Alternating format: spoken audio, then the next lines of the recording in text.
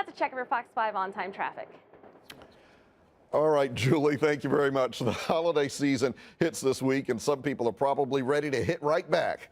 Families, finances, and expectations all collide from now through New Year's.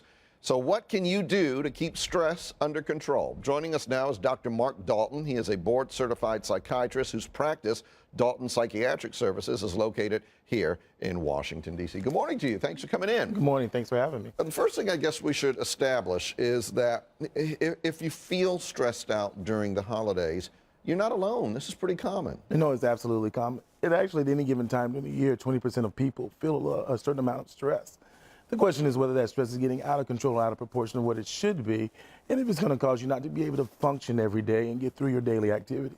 That's when it's a problem. In reality, I'm told, and we don't have to go into this at any length, that a little bit of stress is okay. It's even good maybe in some Oh, ways. absolutely. If you're going to have a big speech or you're going to have a big basketball game, you should have a little bit of stress, and that's normally gets you prepared and pumped up. But when it gets to the point where you're feeling so tense that you can't get through it or you're fumbling through it, it's not a great idea, and you need to seek help at that point. I know you've got a list of tips here, and we're going to go through those in just one second. Is one of the problems at the holidays that we take on too much, or our expectations about what's going to happen? Oh, we're going to see family and everything's going to be great, when in reality issues come up. And there are tensions and all that kind of stuff. I would say one of the biggest things is taking on too much and overscheduling and not being able to say no.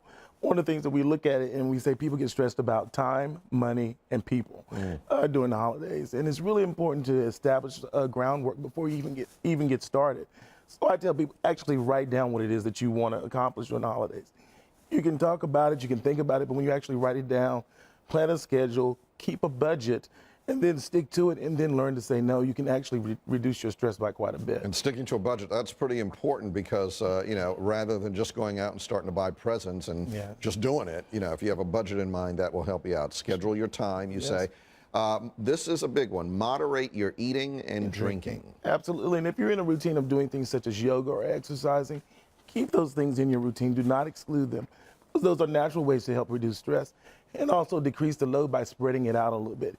You don't have to plan and do every dinner party. You know, ask someone else to take the burden, or do something a little different. Say, rather than having a party this year, we're all going to gather in D.C. It's a great place to gather and do things such as go to the National Mall and see the Christmas tree, or do some other things that don't include using a lot of money, but are a great way to get with friends in other ways. All right, let's show some of the other tips. You got 3 other ones here. One of them is what we touched on earlier about setting realistic expectations.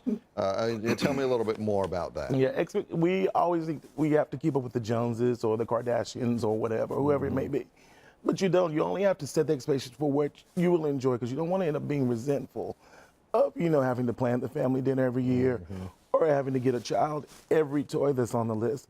Help your child understand that, you know, they have to have expectations too. Help them set a budget. And when you model that to your family and your friends and learn to say no, again, I can't emphasize saying no, you know, you will actually have a better holiday experience than if you try to go to every party, buy everything that's trending. It's actually a little bit ridiculous and insane. Sometimes it seems like sometimes people, and I used to be this way, you're afraid to say no. Right.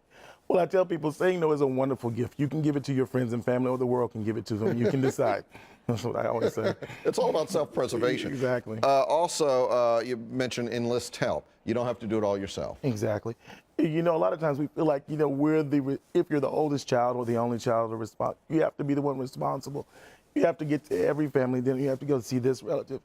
And I think that can cause a point of friction, especially in relationships, you know, but it just comes a time where you have to say, look, I can't go to everything. Maybe we can plan something later on in the new year and make that a New Year's resolution to get together with friends and family more often in the new year and say, right now, we really need this time for ourselves. All right, very good. Hopefully that will help. We've got the tips on our website as well as myfoxdc.com. Dr. Marc Dalton, thank you for coming in. We do appreciate it. And happy holidays. Same to you. Thank you very much. Allison, back to you. Learn how to say no. Yes. No, I'm learning too. Time right now is 8:21. It's a Monday morning. Speaking of the holidays, the fight to be the first in line for the Black Friday deals, that's a whole nother level of stress. Why some people are already in line at stores nationwide. They're there right now. And later, what makes James Bond still so